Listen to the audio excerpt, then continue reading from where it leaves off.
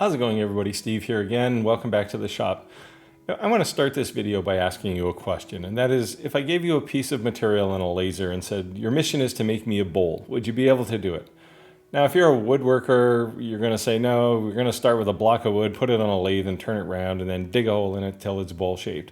But in reality, you can actually do this with a laser, and here it is. It's called a slump bowl. They're actually fairly easy to design and make. So in this video, I'll walk you through how to put these things together from a design perspective, cut them out, and how to actually make it bowl-shaped. And it's quite easy, so let's get going on this.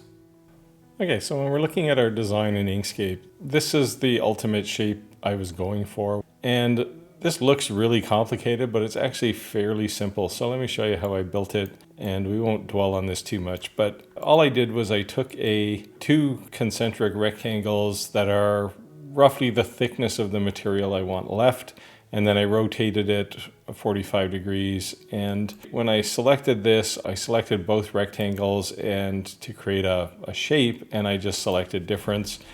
And if we do that, you can see when I select nodes, you can see they're all selected when I click on something. And really what that means is the shape we're interested in is the piece in between the two.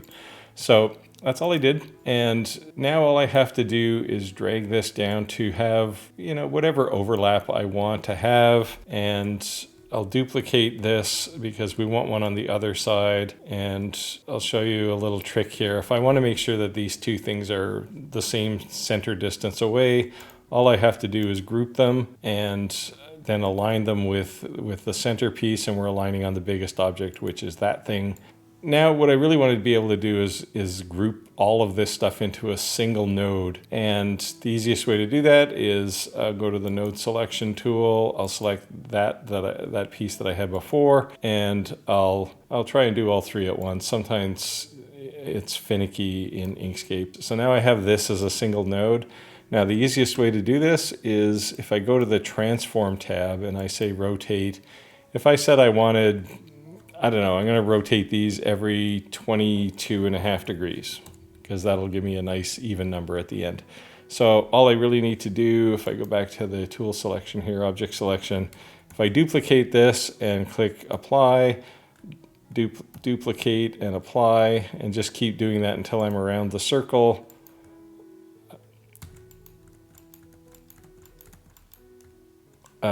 So there we have it. And then I can just actually grab all of these together, and again, I'll try it as one whole piece. Let's try and union it, and as expected, it didn't quite work. So really what I want to do is I want to select two of these things and do a union, and then select the next one and do a union. It's a bit of a painful process, but anyway, you get the idea. And you can see as I union these, they all get kind of put together. And that's all that this final shape is. I did it in two layers though. I did one with those rotated squares, and then you can see there's also a circle in here. And what I did with that one is rotate it in between the points, and you can see the points for all of the squares. And this one, the circle is centered in between that. So that's it. And you union it all together and you end up with this fancy shape. Okay, got our design done. We're ready to start cutting. Before I get going here though, what I wanted to do is make, instead of a black bowl, a clear bowl. And I found some interesting acrylic recently that's glass look. So it's clear, but it has that kind of green tinge to it when you look at it from the side. And that's what I'm going to use because I want this to look like an actual glass bowl. So let me get going on the cut here.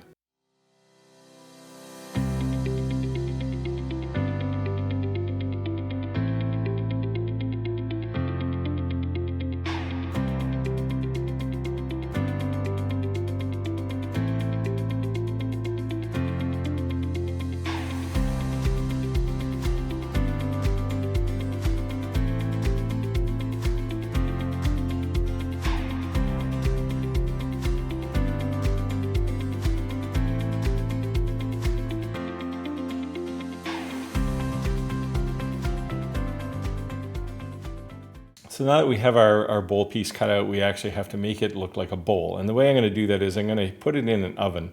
And I'm just using the standard oven in my kitchen. set to 300 degrees Fahrenheit, and I lay down a cookie sheet and I put a bowl that's the shape I want my bowl to be. I lay that down on the cookie sheet, I put my piece of acrylic in there, and I sandwich another bowl the same shape on top. And just pop that into the oven for roughly 10 minutes. Make sure it's centered, otherwise your bowl won't bend properly. But put it in there for 10 minutes and then take the top bowl and just press it down into the bowl below, and your acrylic will go with it and it'll take that shape. And then just pull it out and let it cool, and in 5 or 10 minutes you'll be able to handle it and it'll look like a bowl. And that's all you have to do. So now that the bowl has taken shape, a quick look at what it looks like. And you can see with this glass look acrylic that I found, it looks amazing. It actually looks like a piece of glass, but it's acrylic, so you can kind of toss it around and not have to worry about it breaking. Now this particular design I created does have these points on it, so you probably don't want to have it in too close a proximity to children. But it was just a neat design and I thought it looked kind of cool, so I threw it together. Now, you can do other things. You can do a lot of things actually with acrylic, and if you're interested, I did a keychain video. Go watch that. It's just another example of how to use acrylic. Anyway, I'll see you next time, and hopefully you got something out of this, and go make your world.